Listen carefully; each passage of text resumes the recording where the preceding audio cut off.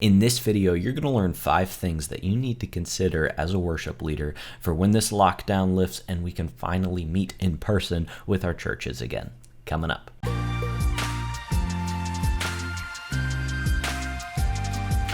Hey, Spencer here from leadingworshipwell.com, your daily dose of practical worship leading tips. If you want to find those tips, head over to Instagram or Facebook at Leading Worship Well, where I'm posting new worship leading tips every single day. But you're here on YouTube, so go ahead, hit subscribe down below, and let's get into it, because churches are starting to move back to meeting in person again. And I talked about this in last week's video about this idea that we're getting back to in-person gatherings, and there's sort of a lot that comes along with that. You know, it'd be nice if we could just go back to the way things were, but I don't think that's going to happen instantly, at least, and so there's going to be some challenges along the way. And so in this week's video right now, I'm talking about things that you need to think about as we transition back to in-person gatherings, because there's a lot of things that are different now that we have to think through. And so I'm going to be sharing 5 of those things that you need to be thinking about and getting prepared for. Maybe you've already started to move back to in-person gatherings. Maybe you're not quite there yet. I know some of you said that you've already started, and that's great. If you have, you can probably give us some insight into what we should be thinking about. I'll ask you that in a second. But if you're not there yet, start thinking about these things, because these are important. And if you think about them now, then you're going to have more time to think about them whenever you do finally get to meet in person again. And it won't be like, hey, we're meeting together in person in 2 weeks, and now I only have 2 weeks to figure out all these things. Start thinking about them now, because you are going to be meeting in person with your church at some point in the future. I can't tell you the exact date, but it will happen. So start thinking about these things now. Before we get into those things, though, I just want to hear from you. Think about, right now, what's one thing that you just aren't sure about whenever it comes to meeting in person again? Let me know in the comments below. I want to hear your questions. I'm telling you, nobody has everything figured out, and that includes me too. That's why I'm only giving you things to think about right now, and I've kind of got some solutions in there for you to consider.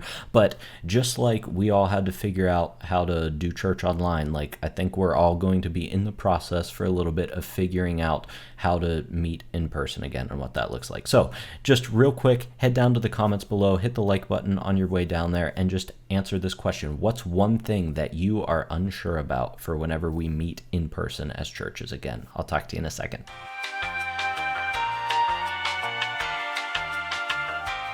Thanks so much for leaving your answer down below. That might inform some future content on this channel. So that's why your comments are important, because I'd love to just answer your questions and not just guess what you want to learn about, but actually know what you want to learn about. So that being said, let's move into these 5 things that you need to consider as churches return to in-person gatherings again. The first thing you need to consider for when your church gathers together in person again is, what is your Sunday morning gathering going to look like? And I know that's the big thing on your mind, but I really want you to think through everything that comes along with that. Think about what that means for your church in general. How are things going to be set up? Who's going to be in the room? I know a lot of people are not having children's ministry right now because they want to keep families together. Think about, multiple services maybe you're going to have to do. Just think about all of these things in advance, because they, as a worship leader, they affect your worship leading. If you suddenly don't just have to lead adults, but you have to lead kids now too. I just put out a post on that yesterday as of this video coming out. So I'll link to that in the description below over on my website. But think about these things, and think about how, not just what the specifics are of how people are going to be set up in your church and if you have multiple services, but think about what that means for your worship ministry and you as a worship leader, how you're going to have to prepare differently. Think about what it means for your worship team. If you're doing multiple services now, that's an added pressure on your team, and that's something that you're going to have to figure out. And you can start thinking about these things. You don't have to figure out all the answers yet. You don't even have to have all of the answers before you actually start meeting in person again, because like I said, we're going to be figuring things out along the way. But just start thinking about those things that you've probably already started to identify, but take it one step further and think how it's going to affect your worship leading. Start thinking about that. And let's move on to the next one. The second thing to think about for when your churches finally gather in person again is, how are you going to celebrate that first Sunday back together? I'm telling you, that's going to be a really special moment. Never in the history of the church before have we had to take like a 2.5 month break from meeting in person. And so whenever we get back together, I suspect it's going to be a party, or at least it should be, because that's exciting that we get to meet back together again. So think about, that sort of like your Easter service or your Christmas service and how big of a deal that is. Like, I suspect, I'm not 100% sure, and it can be whatever you make it, but I suspect that we'll kind of want to celebrate this first Sunday back together just like that. So think about special elements that you're going to have if you're in charge of that. Think how your service can be, like, think about your set list. Like, what songs do we want to sing? What's the tone that we want to take this? Are we celebrating? Are we still praying for the world? Probably a little bit of both, but just think about these things and think, like, how are we celebrating this first Sunday back? Because you don't want to be like 2 weeks out or a week out or a day out in the case of some churches, and you're like, hey, we're meeting in person tomorrow, and it's our first time back together in 2.5 months, and you have to cobble something together to celebrate. Like, start planning it now. That's going to be a big Sunday, so start thinking about that. How are you going to celebrate your first Sunday back together in person with your church? Number 3, the third thing to consider when churches start meeting in person again is, how are you going to reacclimate your worship team? And this can kind of take 2 forms, because I know for a lot of you, you've just kind of moved to solo worship leading, and it's just you and an acoustic guitar, and that's fine. I think that was appropriate during this season of social distancing. And so you can think about it in that way, like the fact that your worship team hasn't led worship in 2.5 months, or however long it's going to be whenever you start meeting. Maybe it'll be like for 3 months they haven't led. That's a quarter of the year.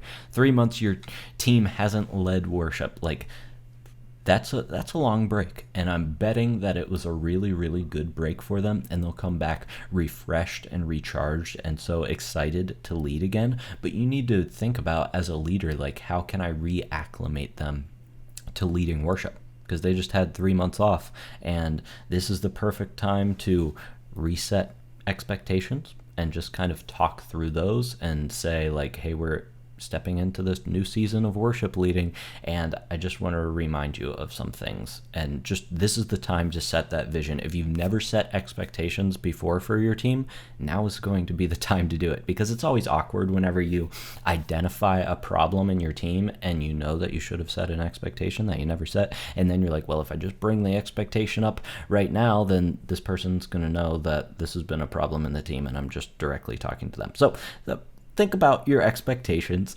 and communicate them as your team steps back into leading worship. Also, this is the time to, like, set boundaries as well for, like, how your team is serving. I talked about in the first point, maybe you're going to have multiple services now, at least for a while, because you want to keep the limit of people in your worship space to a minimum. And so you need to move to a couple services. Talk to your team what that looks like, because they just had 3 months off, but they were only used to leading 1 service or maybe 2 services or whatever. But now if you've got double the amount of services you've had before, not only do you need to figure out the practical side of that, but you need to talk to your team about that and get them ready for that, and start thinking through what that looks like to reacclimate them to just the act of leading worship, but also to leading in a bigger role, because they have more responsibility time-wise, and it's going to be a bigger time commitment. So make sure to talk to them about that.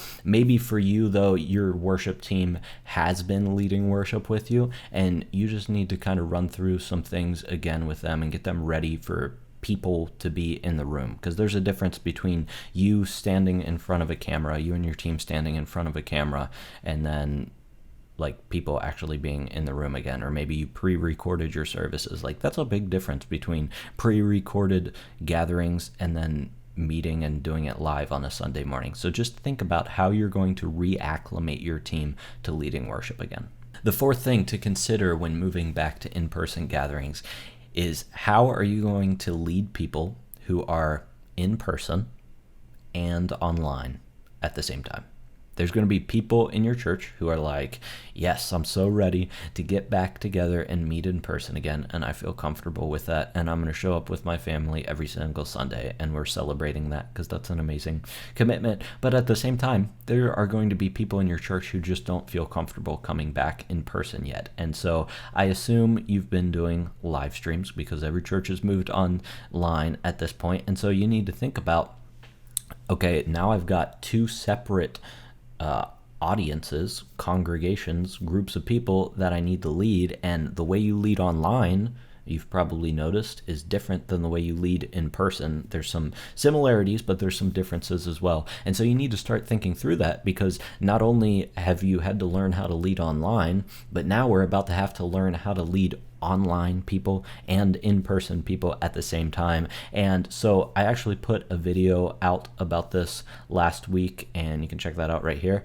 I just walked you through how to lead people online and in person. So if you didn't watch that video yet, definitely check that out. That's going to be, I think, one of the biggest challenges in these coming weeks as churches return to in-person gatherings, is that you've got these two separate groups of people, online and in person, and we have to figure out how to lead them together. So I talked about that a ton in that video from last week. I'll link it down in the description below as well. So check that out and you'll find some answers there. And finally, number 5, the 5th thing that you need to consider when the lockdown lifts and people meet in person again is, what do you want to keep from this lockdown?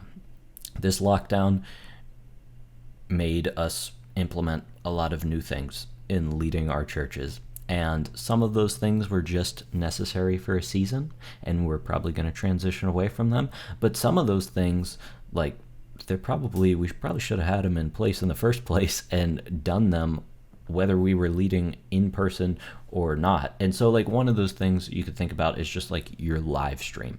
Like, your church is probably set up to live stream in some capacity now. And so you got to consider, do you want to keep that moving forward? I suspect the answer is yes, at least for the time being, as people still don't feel 100% comfortable coming back to church yet. So think about that. I'm going to be covering a bunch of things in next week's video. When that video's out, I'll link it in the description of this video. It's not out yet, though, as of today, whenever I posted this video, but you'll see it in the future. It'll be out next week. I'm going to be talking about 3 things that you really need to consider keeping from the lockdown. And just let me know in the comments below as this video wraps up, is like, what do you see yourself keeping from this lockdown? There was some good things. There were probably some, they weren't necessarily bad, but just things that you don't need to keep moving forward. So let me know in the comments below, what are you keeping moving forward from the lockdown? Thank you so much for being a leader in the church. And leaders think in advance. At least good leaders think in advance. And so that's why it's so important for us to start considering these things right now. Even if you've already started meeting in person again, like, these are the things that you should be thinking about as you've already started to step back into your in-person gatherings. And so just take some time to think about these things today, these 5 things. What are your Sunday mornings going to look like? How are you going to celebrate your first Sunday back at church? How are you going to reacclimate your worship team? How are you going to lead people online and in person? And what do you want to keep from this lockdown? Just think about those 5 questions today. Maybe write a short answer to each of them, and that's going to set you up to cast vision for your ministry and to your worship team, and ultimately for yourself as well, as you step into this next season of worship leading. I'm so excited that we get to meet together in person as churches again.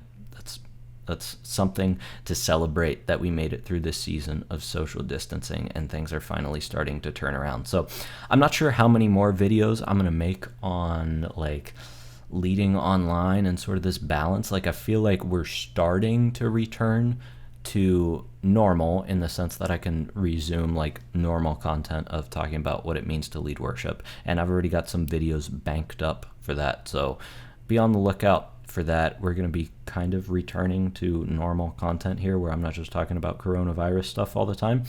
But yeah, and this is the season, by the way, for you to really pour into yourself as you transition back to in-person worship leading. And so if you haven't downloaded the free training that I put together, it's a free audio training. It's called 5 Tips to Instantly Improve Your Worship Leading. Definitely check that out. I'll link it in the description below. In that training, I just walk you through 5 things that you need to be aware of. They aren't hard to do. You just need to be aware of. And if you do them, then they will instantly improve your worship leading. So check that out in the link in the description below. But other than that, once again, my name's Spencer Cormany from leadingworshipwell.com.